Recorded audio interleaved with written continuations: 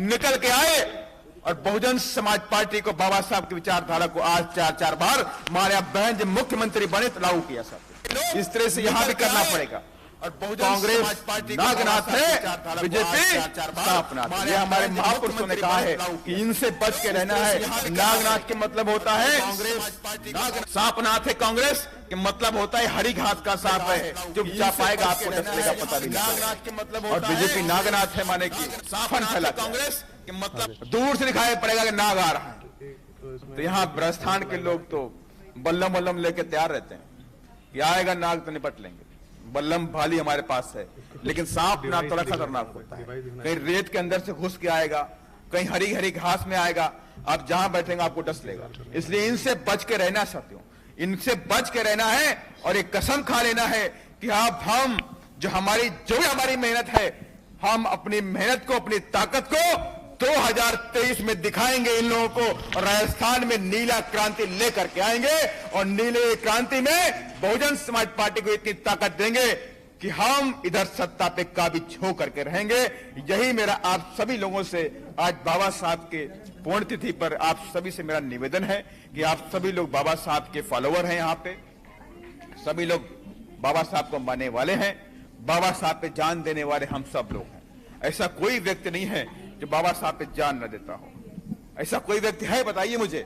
ऐसा कोई व्यक्ति नहीं है जो बाबा साहब को मानता ना हो, बाबा साहब के लिए जान न दे साथियों। और ऐसा भी कोई व्यक्ति नहीं है कि जो बाबा साहब की विचारधारा वाली पार्टी अपनी खुद की पार्टी बहुजन समाज पार्टी को भी ना मानता हो।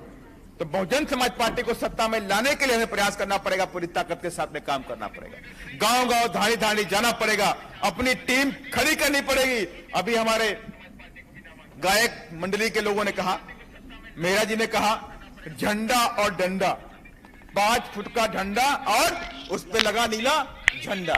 और ऐसे डंडों और झंडों को कम से कम हर बूथ पर 10-10 झंडे और डंडे खड़े हो लेकर के मेरे सिपाही, तो मैं दावे के साथ में कहता हूं 2023 में बहुजन समाज पार्टी की बाहर आई साथियों।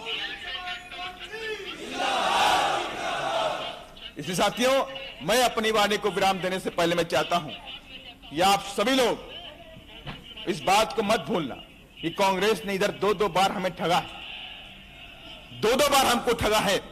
2008 में हमारे 6 विधायक आए, उनको तोड़ने का काम किया। 18 में आए, फिर तोड़ने का काम किया। 18 में इनकी सरकार नहीं बनने वाली थी, न यहां बनने वाली थी, न मध्य प्रदेश में बनने वाली थी। माननीय बहन जी ने कहा इस सामंतवादी ताकतों को रोकने के लिए हमें कांग्रेस को बाहर समर्थन करना पड़ेगा। हमने कांग्रेस को बाहर समर्थन किया, हमने कोई डिमांड नहीं करी, हमने कुछ नहीं कहा कि हमें मंत्री चाहिए, कुछ चाहिए। हमने एक डिमांड करी कि 2 अप्रैल 2018 में जो मेरे बहुजन समाज के जो लोग हैं, जो SC ST के युवा साथी हैं, जिन पर मध्य प्रदेश के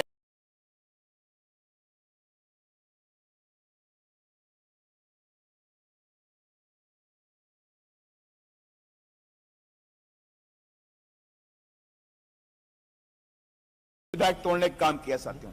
लेकिन हम बहुजन समाज पार्टी के लोग बाबा साहब के सिपाही हैं, मानवर साहब के सिपाही हैं, बहन जी के सिपाही हैं। इस घोड़ को, अपमान को हम सूद समेत 2023 में बदला लेने का काम करेंगे साथियों। इस बार कांग्रेस को इस लायक नहीं छोड़ेंगे कहीं से सत्ता में आ जाए साथियों। इन्हीं सब बातों के साथियों मैं अपनी वाणी को विराम देना चाहता हूं। और मैं चाहता हूं कि मेरे साथ आप लोग महापुरुषों के सम्मान में एक बार इतनी तेजी से उनके सम्मान में आवाज आनी चाहिए, बाबा साहब के पुण्यतिथि पे आवाज आनी चाहिए कि आज इधर मुख्यमंत्री कुल से भी हिलनी चाहिए। बहुत कुमारी मायावती जिंदाबाद, जिंदाबाद, बाबा साहेब, बाबा साहेब, अमर कांसीराम साहेब, अमर कांसीराम साहेब। BSP की क्या पहचान? नीला झंडा, हाथी निशान। महात्मा फूले अमर रहे, महात्मा फूले अमर रहे, छत्रपति साहूजी महाराज अमर रहे। जय भीम, जय भीम, जय भीम, जय भारत। धन्यवाद।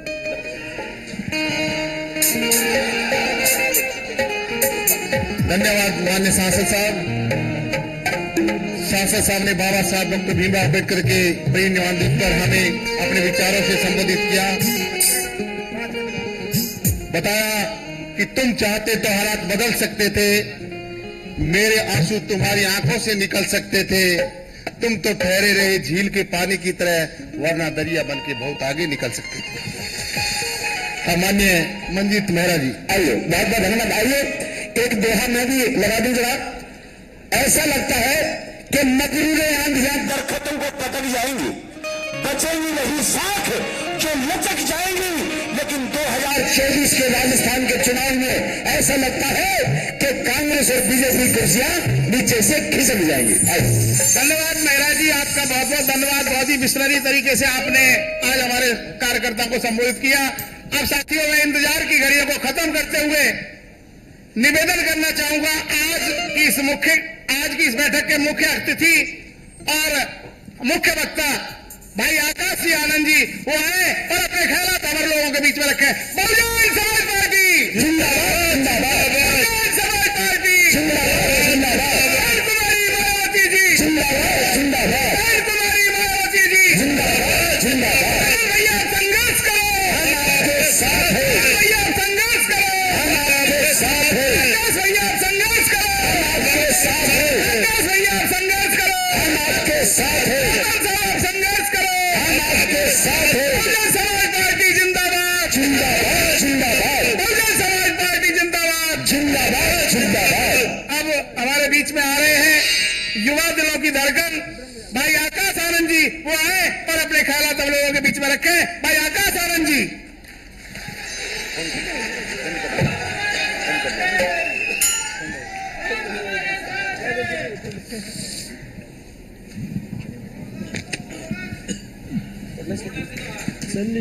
कॉर्डलेस क्यों? अच्छा नहीं लगता कि हम मंच पे खड़े हो जाएं? हाँ? चलिए, अब इससे पहले मैं शुरू करूं, मैं अपने मीडिया बंधुओं से चाहूंगा कि थोड़ा सा वो भी बैठ जाएं। पीछे सब हैं, सब देखना चाहेंगे, तो आप थोड़ा सा पीछे से बैठ के आराम से अपना बना ले वीडियो। हाँ, रख दीजिए और बैठ लीजिए। आ जाएगी, चलिए। राइट, रख दिया, चलिए। जय भीम। साथियों, आज 6 दिसंबर है। पूरे देश और खासकर हमारे समाज के लिए आज का दिन बेहद ही भावुक कर देने वाला दिन है। परम पूज्य बाबा साहब डॉक्टर भीमराव अंबेडकर जी का आज परिनिर्वाण दिवस है। देश के सभी गरीबों, शोषितों, वंचितों की जिंदगी में नई उम्मीद, संभावनाएं और स्वाभिमान के लिए संघर्ष की मशाल जलाने वाले बाबा साहब डॉक्टर भीमराव अंबेडकर जी के हम सब कर्जदार हैं। हमारे समाज के मसीहा को मैं कोटि कोटि नमन करता हूं।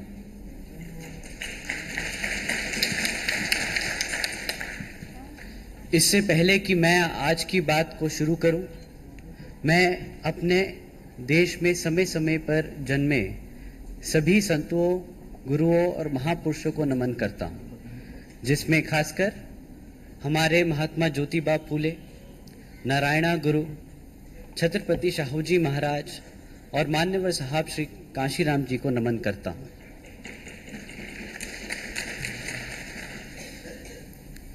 मान्यवर साहब श्री कांशीराम जी के विचारों को देश के कोने कोने तक ले जाने वाली और सब समाज को साथ लेकर शासन, प्रशासन व अनुशासन का उदाहरण देश को दिखाने वाली उनकी एकमात्र उत्तराधिकारी हैं हमारी आदरणीय बहन कुमारी मायावती जी। उत्तर प्रदेश की 4 बार मुख्यमंत्री, लोकसभा और राज्यसभा की कई बार सदस्य रही आदरणीय बहन कुमारी मायावती जी ने बाबा साहब डॉक्टर भीमराव अंबेडकर जी और मान्यवर साहब श्री कांशीराम जी के मिशन के लिए अपना पूरा जीवन समर्पित कर दिया। और मुझे गर्व है कि मुझे ऐसे महान नेता के नेतृत्व में काम करने का मौका मिला है। आदरणीय बहन कुमारी मायावती जी का मैं हार्दिक अभिनंदन और आभार व्यक्त करता हूं। आज जयपुर में यहां राजस्थान के कार्यकर्ता सम्मेलन में मेरे साथ मंच पर उपस्थित बीएसपी के राष्ट्रीय उपाध्यक्ष माननीय श्री आनंद कुमार जी, बीएसपी के राष्ट्रीय कोऑर्डिनेटर और राज्यसभा सांसद माननीय श्री रामजी गौतम जी, राजस्थान प्रदेश प्रभारी श्री सुरेश आर्य जी, श्री सीतारमन मेघवाल जी, श्री हरीश सिंह जी, श्री अमर सिंह जी और मंच पर उपस्थित सारे कार्यकर्तागण, बहुजन समाज पार्टी प्रदेश अध्यक्ष श्री भगवान सिंह बाबा और साथ ही कमेटी के सभी सदस्यगण, जिला कमेटी, विधानसभा कमेटी, सेक्टर कमेटी और बूथ के कार्यकर्तागण, हमारे बीडीएफ के जवान सिपाहियों और दूर दराज से आए हुए बहुजन समाज पार्टी के समर्थकों का मैं स्वागत व अभिनंदन करता हूं।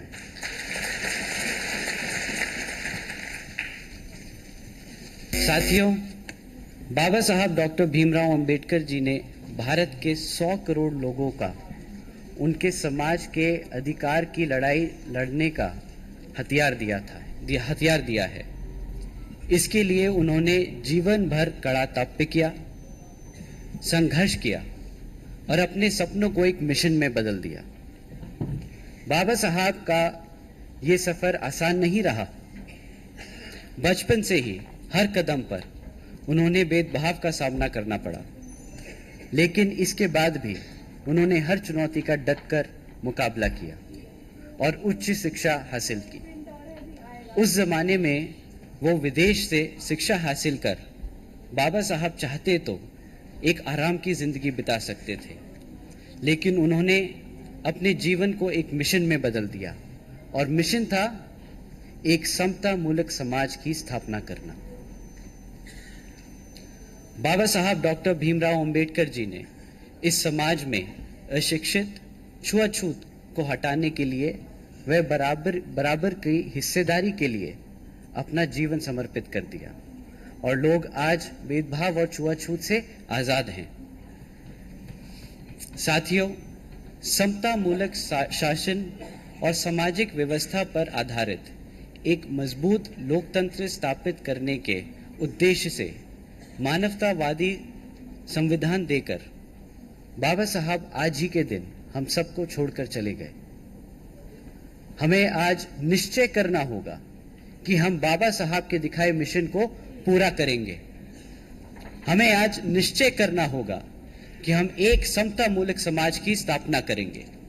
हमें आज निश्चय करना होगा कि हम समाज के हर वर्ग को साथ लेकर बाबा साहब के सपने के भारत को बनाएंगे। हम वादा करते हैं कि बाबा साहब के दिखाए रास्तों को कभी छोड़ेंगे नहीं। हम वादा करते हैं कि आत्मसम्मान और स्वाभिमान के कारवां को कभी रुकने नहीं देंगे। हम वादा करते हैं कि चाहे जितना संघर्ष करना पड़े, हम बाबा साहब के सपनों का समता मूलक देश बना के उनके सपनों को और उसका शासक बन के मिशन को हर हाल में पूरा करेंगे। साथियों, बाबा साहब ने संविधान सभा की अपनी कंक्लूडिंग स्पीच में नए बन रहे राष्ट्र की चुनौती की ओर संकेत किया था और उन चुनौतियों से निपटने के तरीके भी बताए थे। बाबा साहब का मानना था कि राष्ट्र निर्माण में सबसे बड़ी समस्या आर्थिक और सामाजिक गैर बराबरी की है।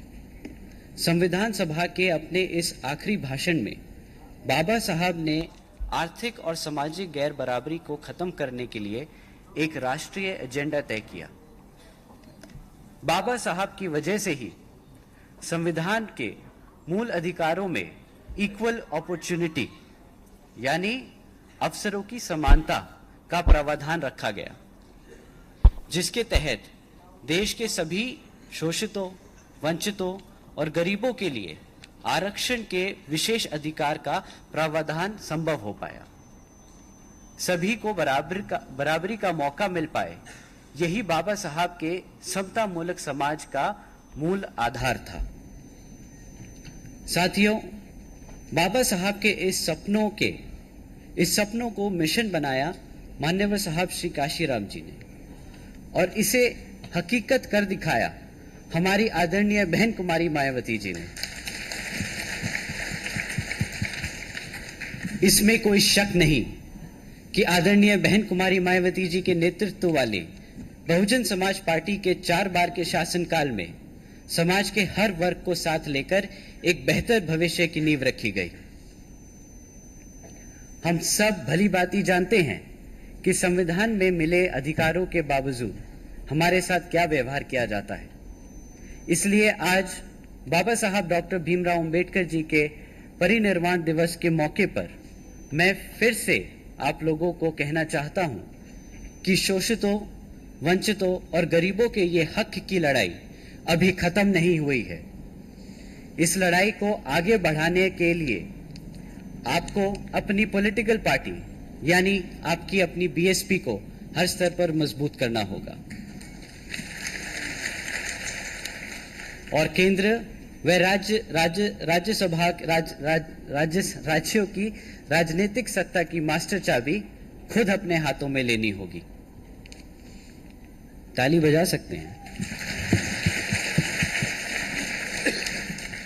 बहुजन समाज पार्टी ही वो एक लौती पार्टी है जो समाज के हर वर्ग को साथ लेकर चलती है।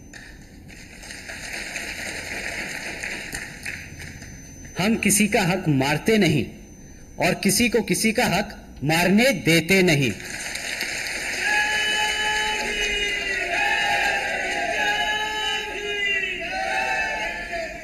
इसीलिए आदरणीय बहन कुमारी मायावती जी ने कहा है कि हमें सब समाज में से अपर कास्ट को साथ लेकर बहुजनों की सरकार बनानी है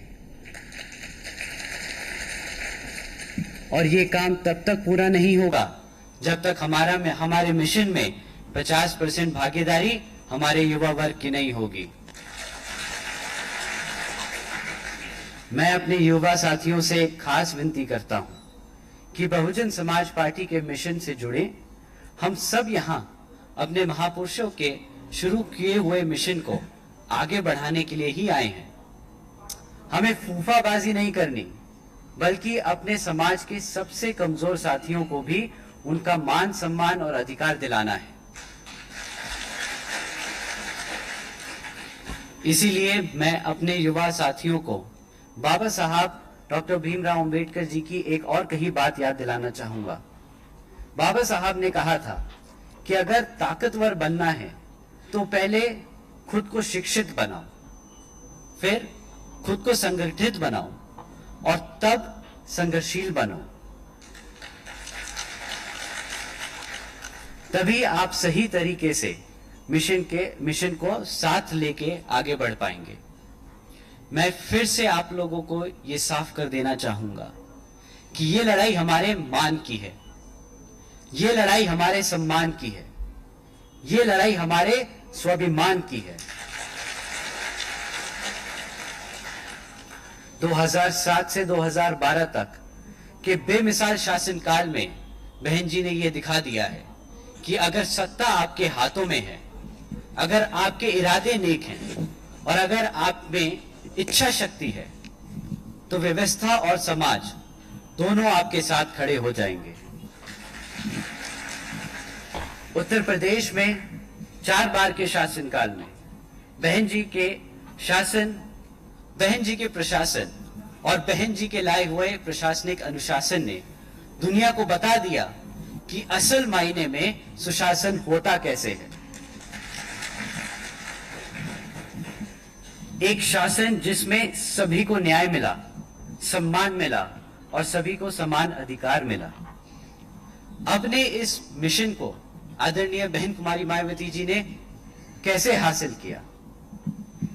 उन्होंने नौजवानों को नौकरी दी, हमारी महिलाओं को शिक्षा दी, व्यापारियों को सुरक्षा दी। अपने शासनकाल में 1 लाख से ज्यादा सफाई कर्मचारियों को भर्ती किया गया। पुलिस बल को मजबूत किया गया। एक साथ 2 लाख से अधिक जवानों को पुलिस फोर्स में भर्ती किया गया। 90,000 शिक्षकों को नौकरी दी गई। और आपको जानकर हैरानी होगी कि रोजगार के ये मौके तब मिले जब पूरी दुनिया में मंदी का दौर चल रहा था और लोगों को नौकरी से निकाला जा रहा था। एक तरफ जहां दुनिया में बेरोजगारी बढ़ रही थी, वहीं उत्तर प्रदेश में आदरणीय बहन कुमारी मायावती जी लोगों को लाइन में लगाकर रोजगार दे रही थी।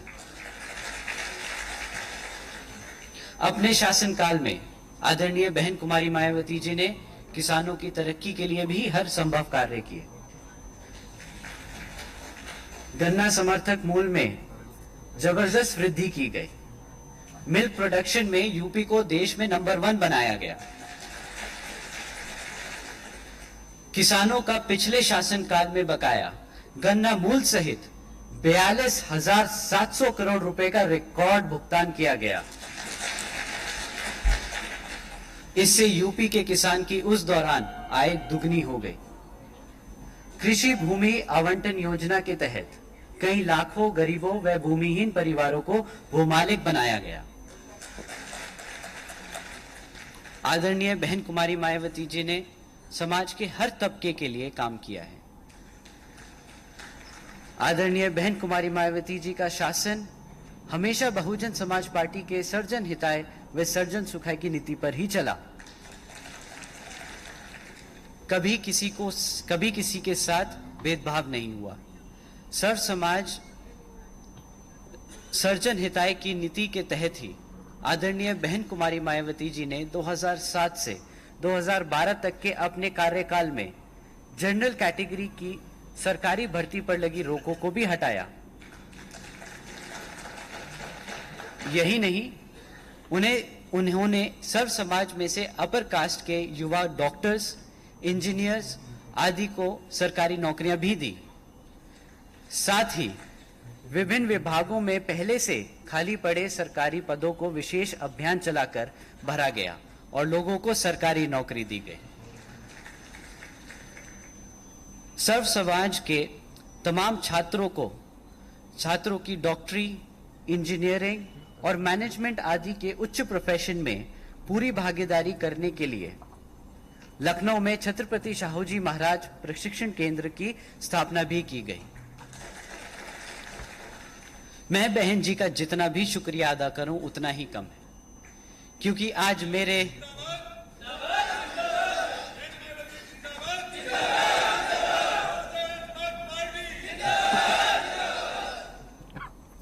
मेरे जैसे न जाने कितने नौजवान उनके संघर्षों की वजह से अपने पैरों पर सम्मान के साथ खड़े हैं।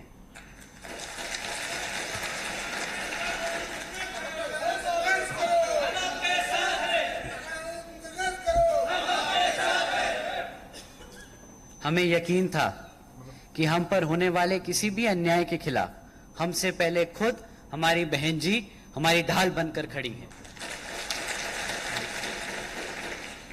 विरोधी पार्टियां डरती हैं बहन जी की सोच से।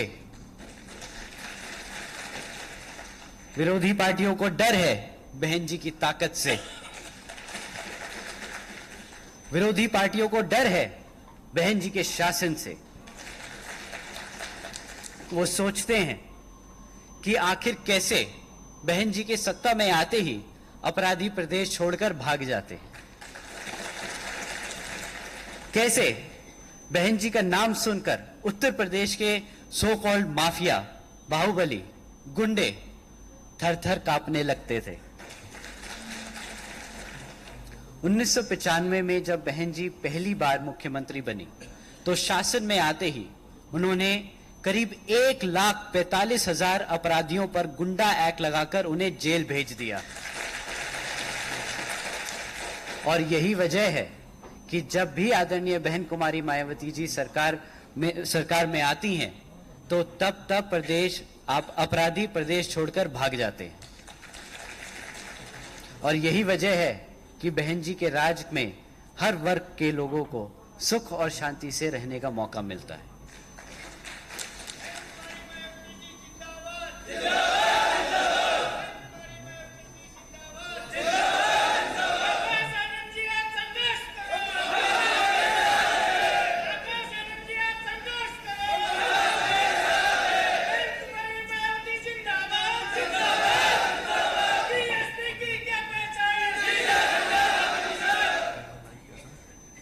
फिर चाहे वो हमारी माताएं बहनें हों, बुजुर्ग हों या फिर हमारा व्यापारी वर्ग।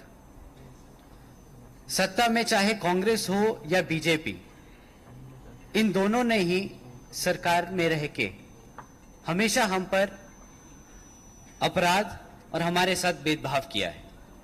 राजस्थान में कांग्रेस का राज्य है और पूरे देश में राजस्थान ही वो राज्य है जहां हमारे समाज पर सबसे ज्यादा अत्याचार होता है। नेशनल क्राइम रिपोर्ट ब्यूरो यानी एनसीआरबी की रिपोर्ट बताती है कि उत्तर प्रदेश से भी ज्यादा अपराध हमारे समाज के लोगों पर यहां राजस्थान में होता है। उत्तर प्रदेश में भाजपा का शासन है और राजस्थान में कांग्रेस का। अब आप लोग बताइए कि इन दोनों में से आखिर किस पे भरोसा किया जाए। हमने अब सभी दलों की सरकारों को देख लिया, कोई भी हमारे को सम्मान नहीं दे सका। सबने हमें सिर्फ और सिर्फ एक वोट बैंक की तरह देखा है और इस्तेमाल किया है। और हमारे बड़े कह गए हैं कि जिंदा कौमें 5 साल इंतजार नहीं करती।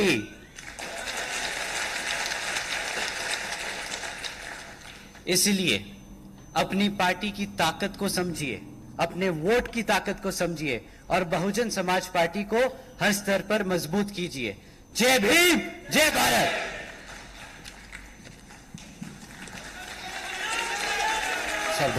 बहुजन समाज पार्टी जिंदाबाद। बाबा साहब डॉक्टर भीमराव अंबेडकर अमर रहे। मान्यवर साहब कांशीराम जी अमर रहे।